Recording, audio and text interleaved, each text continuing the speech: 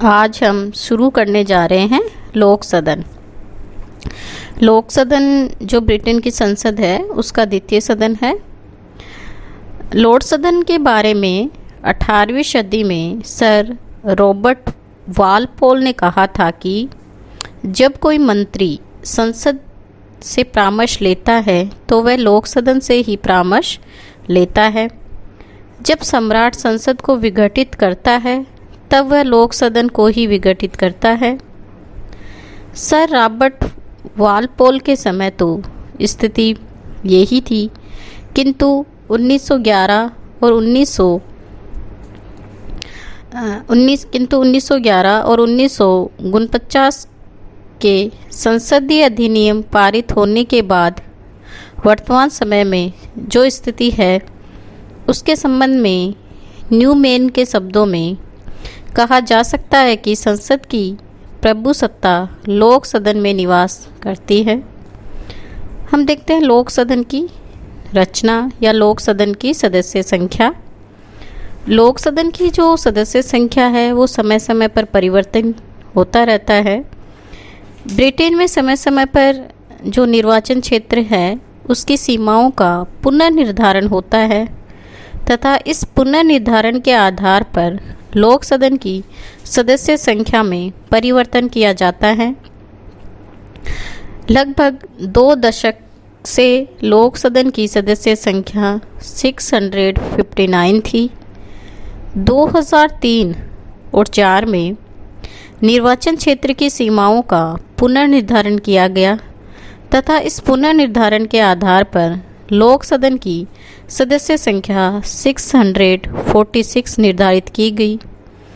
इस प्रकार वर्तमान में लोक सदन की सदस्य संख्या 646 है। विभिन्न क्षेत्रों में स्थानों का ये विभाजन इस प्रकार है। ब्रिटेन में 529, स्कॉटलैंड में 59, वेल्स में 40, उत्तरी आयरलैंड में 181।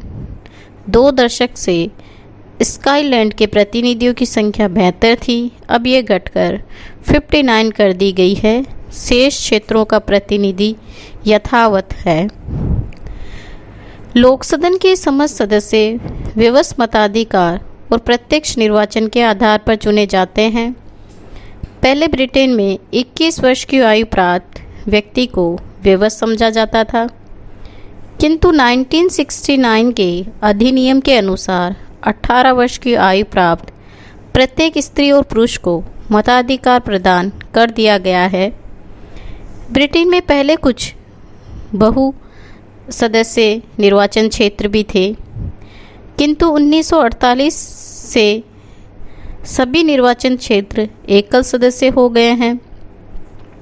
लोक सदन के एक सदस्य द्वारा लगभग 75,000 मतदाताओं का प्रतिनिधित्व किया जाता है। ये चुनाव साधारण बहुमत की प्रणाली के आधार पर होते हैं।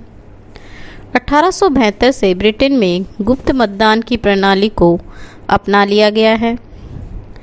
व्यवस्थ मताधिकार की इस व्यवस्था के अंतर्गत विदेशी, देशद्रोह तथा घोर अपराध के लिए दंडित व्यक्तियों तथा पागल या दिवालिया प्रमाणित व्यक्तियों को मताधिकार प्राप्त नहीं है।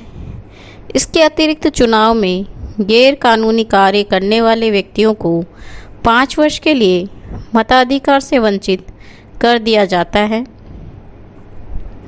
सदस्यों के लिए योग्यता यानी कि कौन से व्यक्ति जो हैं वो लोक सदन के सदस्य हो सकते हैं, उनके लिए क्या योग्यता है। जैसे वो पहली, वह ग्रेट ब्रिटेन का नागरिक हो, उसकी आयु कम से कम 21 वर्ष हो चुकी हो, मतदाताओं की सूची में उसका नाम सम्मिलित हो, वह देश के प्रतिनिष्ठा की शपथ लेने के लिए तैयार हो। 1957 के लोक सदन अयोग्यता अधिनियम और अन्य व्यवस्थाओं के अनुसार कुछ ऐसे व्यक्ति हैं जो लोक सदन के सदस्य नहीं बन सकते हैं। जैसे हम देखते हैं कि जो व्यक्ति लॉर्ड सभा का सदस्य हो वह लोक सदन का सदस्य नहीं होता। जो व्यक्ति उत्तरी आयरलैंड, इंग्लैंड तथा स्कॉटलैंड चर्च के पादरी अथवा रोमन कैथोलिक चर्च के पादरी हो, जो स्कॉटलैंड या ब्रिटेन के पियर्स हो, जो नगरों के पियर्स तथा आउटिटियों के शेरिफ हो, जो राजमुकुट के अधीन पद धारण करने वाले अथवा सरकारी कर्मचारी हो, जो सरकार से ठेका लेने वाले व्यक्ति हो, अथवा जो अन्य किसी रूप में प्रत्यक्ष रूप से सरकार से लाभान्वित होते हों। ब्रिटेन में भी भारत के समान कोई भी उम्मीदवार किसी भी चुनाव क्षेत्र से चुनाव लड़ सकता है। उसके लिए आवश्यकता नहीं है कि वह उसी निर्वाचन क्षेत्र का निवासी हो जिससे वह चुनाव लड़ रहा है। इस संबंध में आधारभूत विचार यही है कि लोक सदन के सदस्य किसी निर्वाचन क्षेत्र विशेष के नहीं वरन संपूर्ण राष्ट्र के प्रतिनिधित्व होते हैं। निर्वाचन पद्धति। वर्तमान समय में लोक सदन के सदस्यों का चुनाव साधारण बहुमत की प्रणाली के आधार पर होता है, जिसके अंतर्गत प्रत्येक निर्वाचन क्षेत्र में वही उम्मीदवार चुना जाता है जिसे सर्वाधिक मत प्राप्त हो, चाहे उसे समस्त मतदाताओं का बहुमत प्राप्त हो या न हो। इस पद्धति के अनेक दोष भी ब्रिटेन में देखे गए हैं, लेकिन चुनाव पद्धति के इन दोषों, विशेषताओं आदि के कारण निर्वाचन पद्धति में परिवर्तन की आवश्यकता अनुभव की जाती रही ब्रिटेन में, और जो उदार दल है उसके द्वारा भी निरंतर मांग की जाती रही। लोक सदन के चुनाव में आनुपातिक प्रतिनिधित्व की पद्धति को अपनाया जाना चाहिए, लेकिन आनुपातिक प्रतिनिधित्व की अपनी समस्या है और ब्रिटेन में निकट भविष्य में इसे अपनाए जाने की कोई संभावना नज़र नहीं आती। लोक सदन के सदस्यों के वेतन, भत्ते और विशेषाधिकार। लोक सदन के सदस्यों को सबसे पहले 1912 में वेतन दिया गया। ये वेतन 400 पाउंड प्रति वर्ष था। इस वेतन में समय समय पर वृद्धि की गई और जनवरी 1995 के संसदीय निर्णय के अनुसार वर्तमान समय में उन्हें 33.189 पाउंड प्रति वर्ष वेतन दिया जाता है।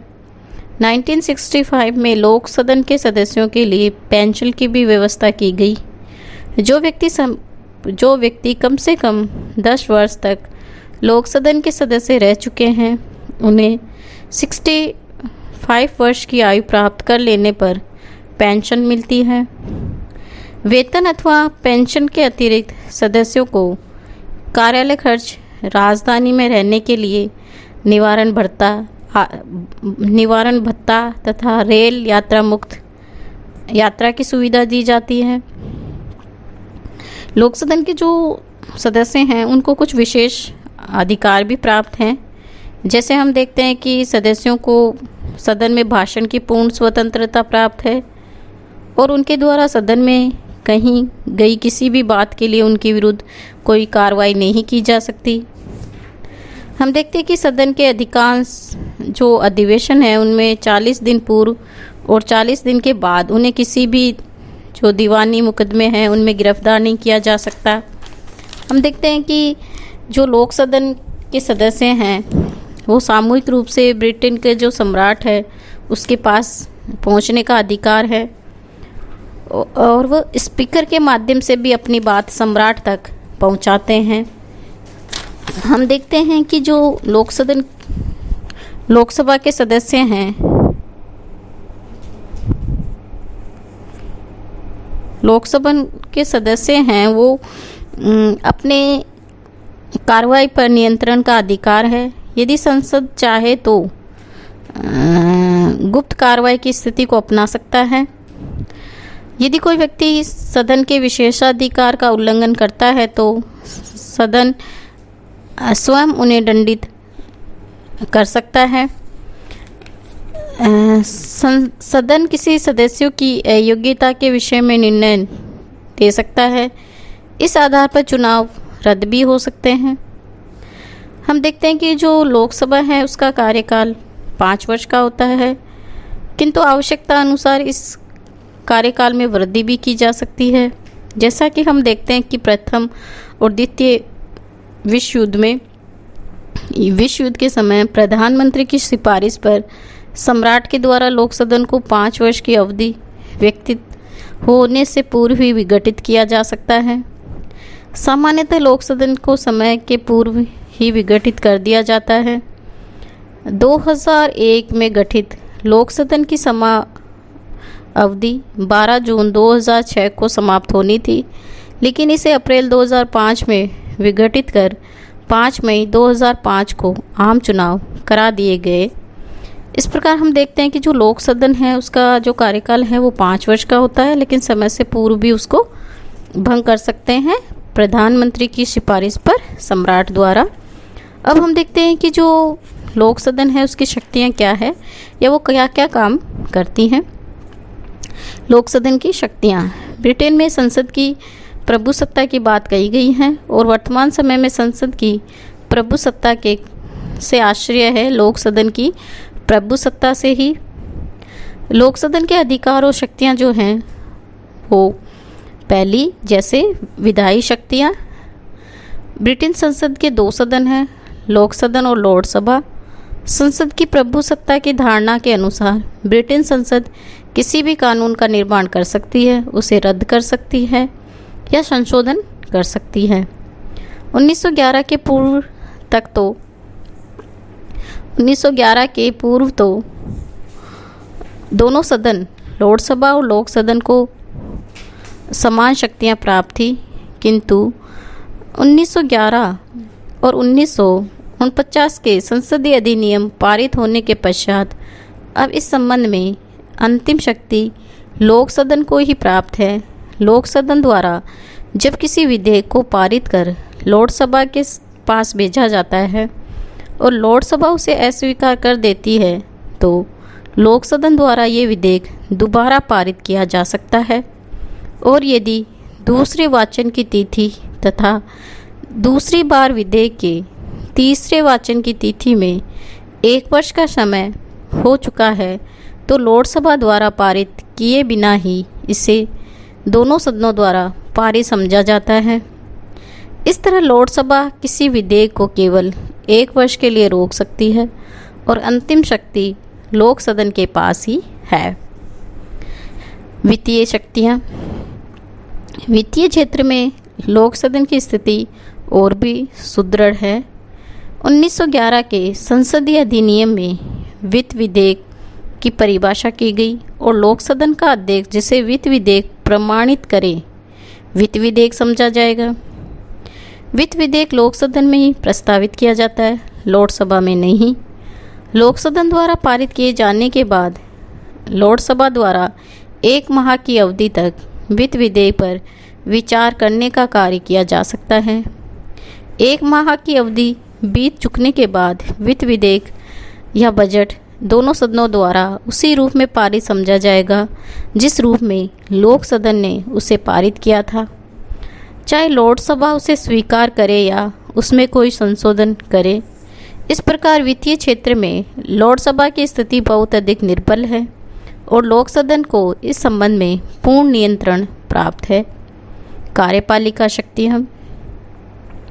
इंग्लैंड में संसदात्मक प्रजातंत्र है। ब्रिटिश कार्यपालिका पर पूर्ण नियंत्रण लोक सदन का ही है, लॉर्ड सभा का नहीं। कार्यपालिका अथवा मंत्री परिषद लोक सदन के प्रति पूर्ण रूप से उत्तरदायी होती है। लोक सदन के सदस्य मंत्रियों से प्रश्न तथा पूरक प्रश्न पूछ सकते हैं। वे उसके विरुद्ध काम रोको प्रस्ताव तथा निंदा प्रस्ताव पारित कर सकते हैं और इन सबके अतिरिक्त अविश्वास प्रस्ताव पारित कर मंत्रिमंडल को हटा सकते हैं। लॉर्ड सभा के सदस्य मंत्रिमंडल से प्रश्न तथा पूरक प्रश्न पूछ सकते हैं, किंतु अविश्वास प्रस्ताव पारित कर मंत्रिमंडल को नहीं हटा सकते। ये कार्य केवल लोक सदन के द्वारा ही किया जाता है, लॉर्ड सदन द्वारा नहीं। आज के लिए इतना ही। धन्यवाद।